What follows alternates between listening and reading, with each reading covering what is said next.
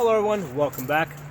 Today I want to talk to you guys about the need for the police to choose between the Second Amendment community or the anti-gun politicians in the cities. Okay, those same politicians that are now throwing them under the bus. Okay, we see that there's a whole bunch of riots going on in the cities, that the police are being attacked and hurt. And the anti-gun politicians are talking about defunding them. They're blaming them. They're completely walking away from them. This is pretty typical of the mindset of those politicians. They're pretty much just using the police as a political vehicle. And right now, it's convenient for them to walk away from them or to be against them, and that's exactly what they are doing. From my side, or from our side, right, the gun community, generally we just want to be left alone to do our own thing, to have fun. Okay,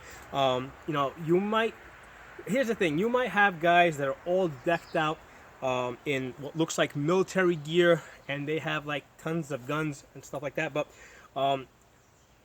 by now, I think that most police agencies are aware that those guys, right, the guys that are the most decked out in military gear and equipment, are probably the least dangerous to them or to anybody else. Those guys are just trying to have fun, just like I'm trying to have fun. I have all my guns. We might be wearing, let's say, goofy t-shirts like this, but we're just out to have fun. Sometimes we may talk about a second revolution and stuff like that, but realistically, we're too busy having fun with our guns. Okay, a lot of us, we own our property or we go to gun ranges, and we really just want to be left alone to have our fun. Like I was watching videos the other day of police being beat and attacked, and I forget what city it was, and the first thought that came to my mind is, well, I really hope that officer really doesn't get hurt. Okay, but then the second thought that came to my mind is, well, at least the police are now busy dealing with them, that they're not going to come out and bother us, right? They're not going to come out and try to enforce anti-gun laws or red flag laws and harass us otherwise. So that's like where my mind kind of is, and I think that's where the mind of a lot of the people in the gun community is. We want to support the police, but we want them to support us too. Okay, we're not the ones that are going to hurt them. Just like if we look at the Virginia rally that happened back in January, right? You had thousands of people show up with guns, and they were absolutely no threat to the police or anybody else. And when the rally was over, they peacefully left. Compared to what you see going on in the cities right now. So there's a very different mindset, and the mindset is along those lines. We just want to be left alone to have our fun. We're too busy really enjoying our lives, okay, to be bothered by the garbage that's in the cities. That's why a lot of us left the cities, okay.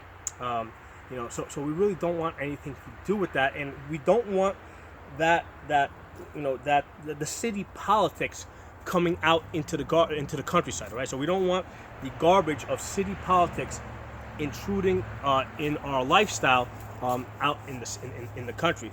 All right, so that's where I think that we are with the police right now.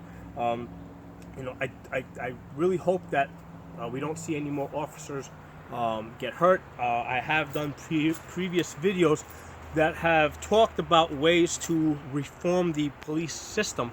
And I think the key component to that is the police chiefs of each department should be elected by the community within the precincts or the police departments inside the cities, because that way the police chiefs will be accountable to the people within their precinct directly, as opposed to being accountable to the mayor, because the mayor's concerns are different. The mayors are usually concerned with the city financing. A lot of times they just look at the police as a tax collection agency, and the type of training that police get are more along those lines, as opposed to how to best serve and protect the community. So there are my thoughts on that. I mean, most people in the gun community are not anti-police, and we really want to give them our full support, but we want them to support us as well. We want them to support our Second Amendment rights without compromise. At this point, there's enough AR-15s and 30-round magazines and billions of rounds of ammunition in the country, so that it would be clear that if we were some type of a threat, they would know about it by now. Okay, but clearly we are not. Like I said, we're just out to have some fun. It would be nice if they would just leave us alone to have our fun, and go deal with the crime where the crime exists. So there are my thoughts on that. If you guys have any comments, please put in the comment section. If you're not a member of my channel, please subscribe. I'll talk to you guys soon.